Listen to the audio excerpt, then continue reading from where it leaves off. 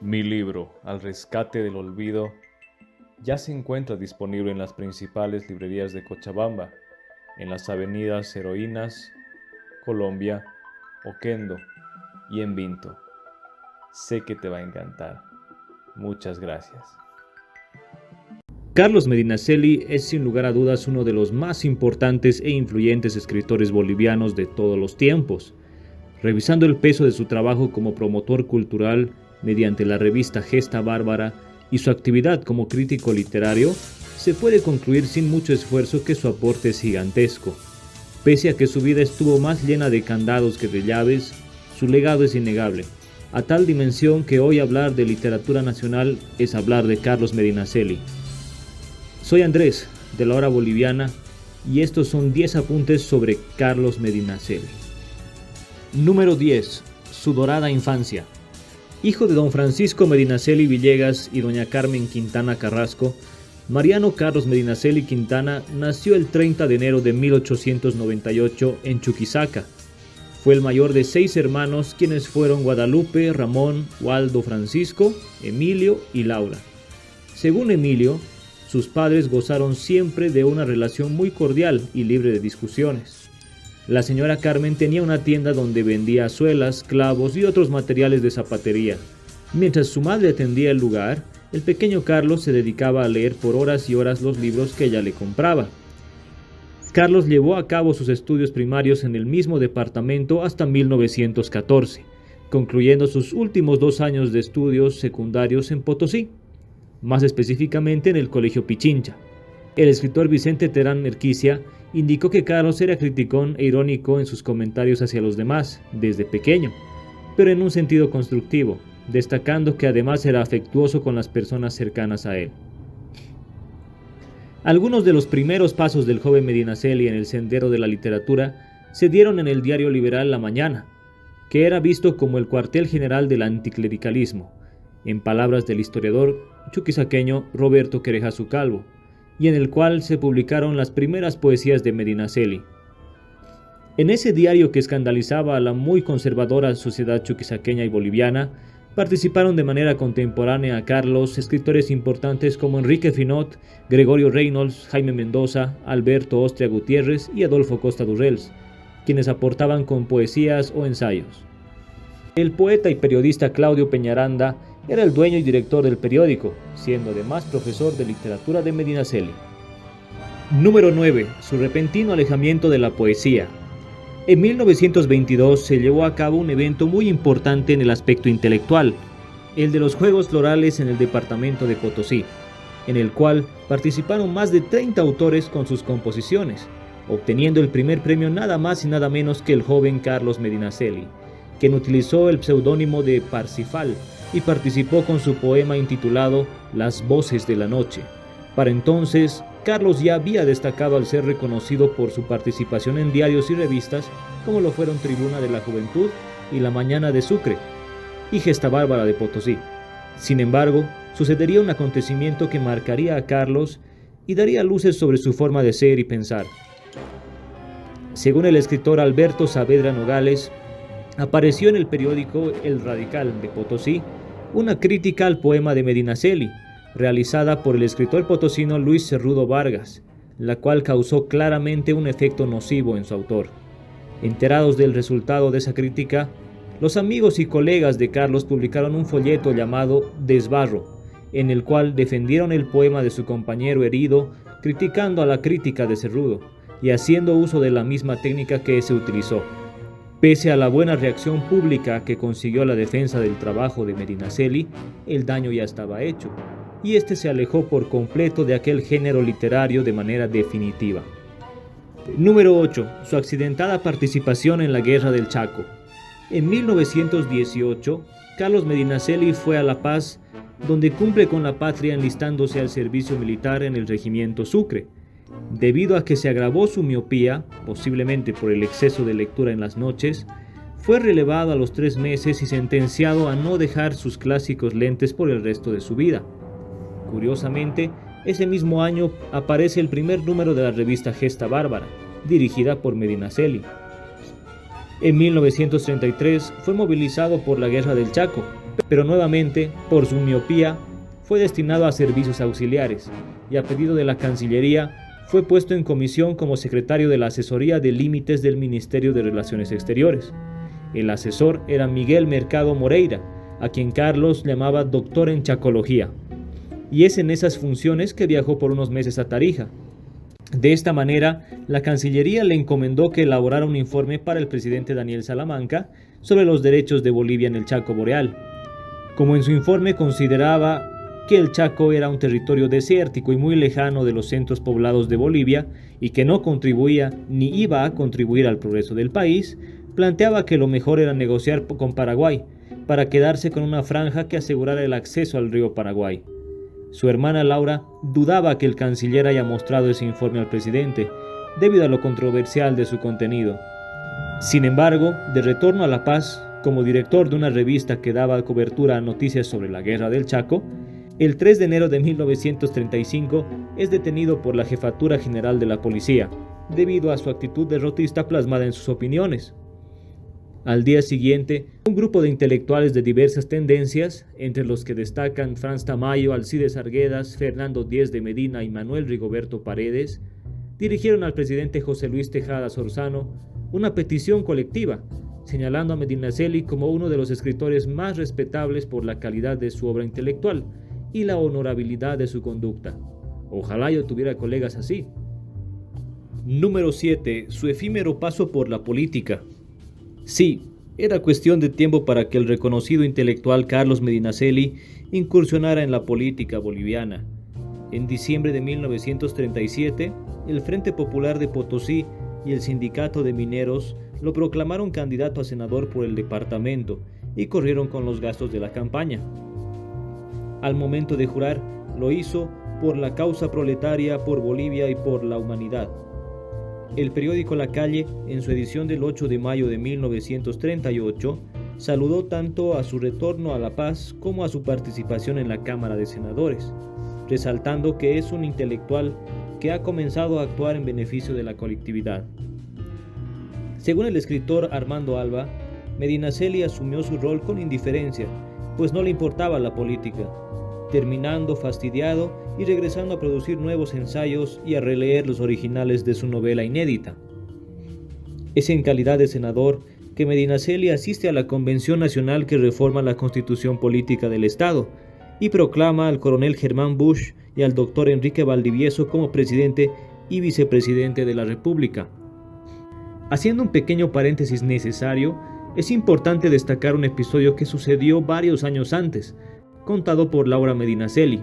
Según relata, conocían al doctor José Aguirre Achá, que era ministro del presidente Hernando Siles, y un día el doctor Aguirre ofreció a Laura que Carlos vaya a Buenos Aires en calidad de primer secretario, acompañándolo porque lo habían nombrado embajador. Pero poco después Aguirre regresó del Palacio de Gobierno indicando que el presidente Siles había retirado el nombramiento, aconsejado por Enrique Valdivieso, debido a que dijo que Medinaceli iba a hacer quedar mal al país, escribiendo cosas negativas sobre Bolivia, impidiendo así la única oportunidad que tuvo el escritor de viajar al extranjero durante toda su existencia.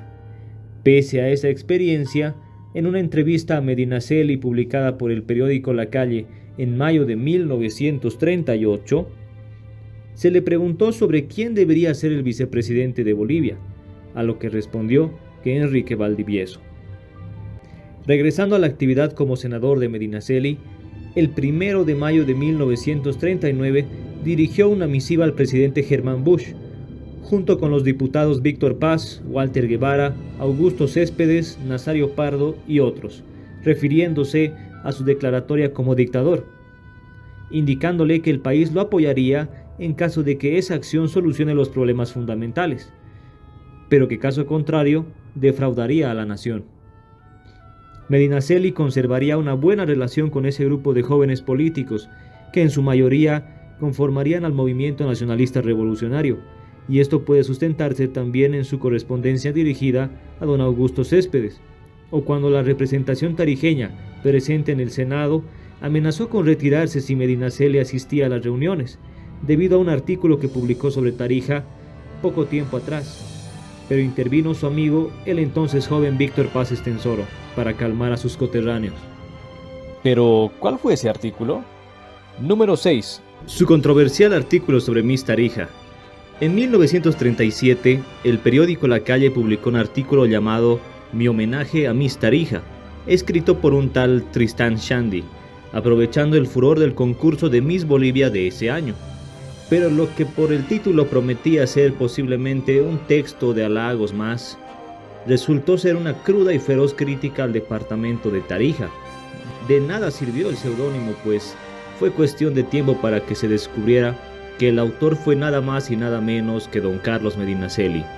El artículo provocó un verdadero escándalo sin precedentes en la población, en especial la tarijeña, al punto que la sociedad paceña ofreció un evento de desagravio a la Miss y el gobierno clausuró el periódico La Calle por 2 semanas, mientras que otros órganos de prensa publicaron airados artículos contra Medinaceli, haciendo énfasis en su carácter foráneo, sucediendo lo mismo en Potosí, donde resaltaban que Medinaceli era chuquisaqueño. Según cuenta su hermano Emilio, el presidente David Toro, pese a la clausura del periódico La Calle, tomó con mucho humor el artículo y tuvo la cortesía de enviar a uno de sus edecanes, el capitán Luis Reyes Peñaranda, para advertir a la familia de Carlos que su vida corría peligro, y es gracias a eso que logra refugiarse en la Embajada de México para finalmente llegar a la finca de su padre en las cercanías de Cotagaita, no pudiendo volver a La Paz sino hasta mayo de 1938, cuando lo eligieron senador. Y si se preguntan por qué la embajada mexicana acogió a Medinaceli, fue porque había escrito meses antes una serie de artículos sobre México, bajo el título de Reivindicación del alma y la cultura azteca, que el embajador apreció mucho. Mariano Baptista denota que Mi homenaje a Miss Tarija fue en realidad una ironía donde el autor quiso mostrar su preocupación por el atraso y abandono en que se encontraba el departamento. Como dato curioso, Medinaceli dispuso que su biblioteca fuese regalada a ese departamento luego de su muerte, deseo que se encargó de cumplir su hermana Laura en 1975. Número 5. Su presunta descendencia. Este punto será relativamente corto, pero eso no le quita lo importante. En abril de 1925 se recordaba el centenario de lo acontecido en Tumuzla, y es por ese motivo que el presidente Bautista Saavedra acudió al sitio en el que se había levantado para esa ocasión un monumento conmemorativo, acompañado de una selecta comitiva en la que figuraban el expresidente Severo Fernández Alonso y el canciller Ricardo Jaimes Freire. Además, fueron acuñadas medallas que luego se entregaron a los descendientes de los protagonistas de los hechos de hace 100 años atrás. Así es, el general Carlos Medinaceli Lizarazu fue tatarabuelo de nuestro Carlos Medinaceli. ¿Y qué hay de Carlos? ¿Habrá tenido descendencia? Según su hermana, tuvo primero un hijo en Potosí. No se casó con la madre de su primogénito, la cual se iría a Sucre. Lastimosamente, el niño habría existido solo por 3 años. Posteriormente, habría tenido otro hijo en Tarija, y si bien mantuvo correspondencia con la madre, ella y el niño migraron a Argentina para nunca más saber de ellos. No pude encontrar mayor información al respecto. Número 4. Su gigantesca fe de ratas. Es descabellado pensar que en una obra elaborada con el cuidado de un escritor de la talla de Carlos Medinaceli haya tenido problemas para ser publicada. Pero es que en el pasado la importancia de este ilustre personaje no fue la que es ahora y que se sigue reivindicando. Medinaceli fue siempre muy metódico en sus trabajos. A inicios de 1938 había reunido sus escritos más importantes en 3 volúmenes, que estaban listos para editarse. Al primero lo tituló Estudios Críticos, y contenía sus valoraciones de escritores bolivianos en su mayoría de ese tiempo. El segundo, con artículos referentes a temas culturales, críticas y comentarios, fue bautizado como Páginas de Vida, mientras que el tercero contenía sus experiencias de profesor de literatura y se llamaba Educación del Gusto Estético. Pasaba el tiempo y nuestro protagonista no encontraba editor, pues las editoriales veían que Medinaceli no tenía un capital suficiente y desestimaban la posibilidad de que pueda terminar de pagar las ediciones. Tampoco tuvo suerte consiguiendo apoyo de instituciones públicas. Estos fracasos afectaron en la salud anímica de Medinaceli. Sin embargo, logró encontrar una editorial llamada Charcas, en su tierra natal, Sucre, para poder publicar estudios críticos. Se desconoce el motivo, pero la revisión y corrección de las pruebas terminó en las peores manos posibles. Finalmente, y en ese mismo 1938, culminó la edición, dando como resultado un volumen de 238 páginas, pero una increíble fe de ratas de 9 páginas adicionales. 9 páginas que vendrían a ocupar desde la 239 a la 247. Fue una locura que hoy en día es difícil de creer y una gran desilusión para Carlos en ese entonces, al punto de que prohibió la circulación del libro y obsequió algunos ejemplares a sus amigos, corrigiendo los errores a puño y letra con tinta verde. Algunos años más tarde, en 1947, financiada por un préstamo de la Fundación Simón y Patiño, fue publicada su obra magna La Chascañahui, novela que empezó a escribir en 1924 y concluyó a fines de 1928. Felizmente, pero a pocos meses antes de su partida, pudo ver que su novela fue un éxito en varias ciudades. En la actualidad, La Chascañahui tiene más de 20 reediciones registradas, siendo una obra icónica de la literatura boliviana. Además, la obra de Medinaceli ha sido reconocida al punto de aparecer 2 veces entre las 200 obras seleccionadas para la Biblioteca del Bicentenario de Bolivia. Número 3. Su tortuoso problema con la bebida. Este punto es bastante delicado de tratar, pero lastimosamente resultó ser un factor determinante en la vida de don Carlos. Uno de sus hermanos, Emilio, indica que no recuerda que Carlos se haya sobrepasado en copas antes de 1934, que efectivamente tomaba en fiestas, pero que se había vuelto dipsómano luego de su estadía en Tarija, cuando lo enviaron como asesor de límites del comando divisionario. A Carlos se le quitaba el apetito cuando comenzaba a beber, pudiendo estar días a plan de solamente el desayuno. Su hermana Laura aporta que, en gran parte, tuvieron culpa a sus malos amigos que lo instaban a retomar la mala costumbre del consumo de bebidas, y que además algunos de ellos se aprovechaban de él, económicamente hablando. Armando Alba comenta que algunos de sus colegas jugaron un papel fundamental en la terrible actividad de amargar la ya amargada vida del escritor, a plan de rancios prejuicios, chismes y odios. No todo fue gris, al menos por un tiempo. Una estrella apareció en el camino del escritor, en forma de una señora de pollera con quien caminaba del brazo por las calles y plazas, que lo esperaba a la salida de sus conferencias, que lo cuidaba y velaba porque cumpla con sus obligaciones, que no cayera en excesos con la bebida, que lo alimentaba, lo comprendía y le fomentaba a seguir escribiendo, pues admiraba la obra de Carlos gracias a que su padre había cultivado en ella un vasto conocimiento literario. La mujer era apreciada por la familia de Carlos, pero la pareja era a menudo vista con desprecio por la sociedad conservadora y clasista de la época. En efecto, fue una estrella, pero fugaz, que duró de 1940 a 1942, pues tristemente falleció, ocasionando que la vida de Carlos terminara de derrumbarse y comenzara a beber desmesuradamente. En abril de 1945 muere en La Paz su madre y en julio su padre, siendo más golpes certeros al ya quebrantado espíritu de Medinaceli. Pese a que se fue a vivir con sus hermanos Emilio y Guadalupe, no pudo alejarse del trago, y su salud fue deteriorándose hasta que finalmente, a las 2 de la mañana del 12 de mayo de 1949, rodeado de sus hermanos Guadalupe, Laura y Waldo, fallece en La Paz a los 51 años. Si tú o alguien que conoces sufre de un problema con la bebida, por favor busca ayuda. En Cochabamba existen varios grupos con los que se podrán dar los primeros pasos para salir adelante. Número 2. Su escabroso velorio. El velorio de los restos de don Carlos tuvo momentos conmovedores y palabras de admiración hacia su trayectoria, pero no fue tarea sencilla el conseguir un lugar adecuado para que se le puedan brindar los últimos honores como se debía. Su hermana Laura cuenta que las primeras personas en aproximarse a donde ella fueron Carlos Víctor Aramayo y Mario Estensoro, quienes aparecieron a las 7 de la mañana. Aramayo era admirador del trabajo de Medinaceli, mientras que Medinaceli era admirador del abuelo de Aramayo, don José Avelino. a quien lo consideraba un patriota y visionario.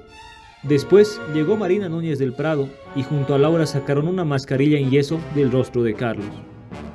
Tomando en cuenta que el escritor fue un servidor de la enseñanza, solicitaron armar una capilla ardiente en el Salón de Actos Públicos del Ministerio de Educación, pero la solicitud fue rechazada. Por tal motivo, acudieron con la misma intención al hall del Palacio Legislativo, pero los principales funcionarios del Senado tampoco aceptaron. Según Laura, el señor Pablo Guillén fue quien se opuso a que Carlos fuese velado en este último, a manera de venganza debido a que Carlos había comentado un artículo suyo en el pasado. Finalmente, don Luis Nardín Rivas, alcalde municipal, abrió las puertas de la Casa del Pueblo para que se pueda rendir el último homenaje a don Carlos Medinaceli. Para las 4 de la tarde, en la alcaldía se reunió un público numeroso, integrado por escritores, periodistas, diplomáticos, catedráticos y personalidades intelectuales, políticas y sociales, entre quienes destacan el ministro de Relaciones Exteriores, Luis Fernando Guachalla, el doctor Castro Rojas, que era presidente de la Academia Boliviana de la Lengua, el vicepresidente de la Academia Boliviana de Historia, don Humberto Vázquez Machicado, y el educador Elizardo Pérez. En representación a la provincia de Chichas, dio una brillante oración lírica el señor Enrique Valdivieso, en homenaje al ilustre escritor con frase elegante y voz conmovida. Otra personalidad que habló ante el féretro fue el escritor Óscar Cerruto. Laura no asistió al velorio ni al entierro. Según ella, el motivo fue la presencia de Enrique Valdivieso, Roberto Prudencio y Fernando Díez de Medina, quienes habrían amargado a su hermano en vida, pues Carlos era muy sincero con sus críticas constructivas, y eso resultaba muy perjudicial a su persona.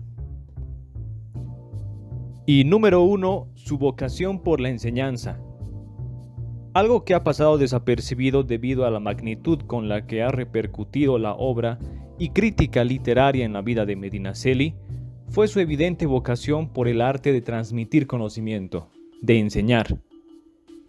Si bien inició sus estudios superiores en 1917 en la Facultad de Derecho de la Universidad Tomás Frías, abandonó esta carrera después de tercer curso para posteriormente iniciarse en el profesorado en la Escuela Municipal de Cotagaita.